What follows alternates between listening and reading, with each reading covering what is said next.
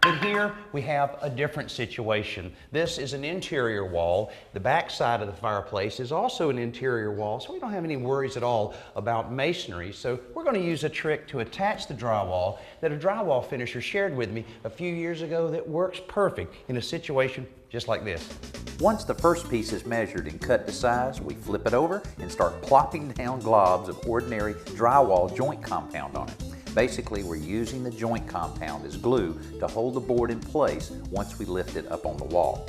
But like most adhesives, it won't hold immediately, so Tim and I are adding just a few masonry nails to keep it in position until the joint compound dries. It takes a lot of this stuff to make one of these boards stick, but the beauty is that drywall mud is pretty inexpensive, and it's really effective because it's designed to make a permanent bond with the wall board anyway. The biggest challenge to this job is driving all of these nails into the mortar instead of into studs. After Tim cuts out the firebox opening, he measures and cuts out the space around it where the tile will be installed. Then our drywall finishing guru, Mark, stops by to smooth out the joints and fill in the nail holes. At this point, this is just like finishing any drywall surface. Lots of mud and lots of patience.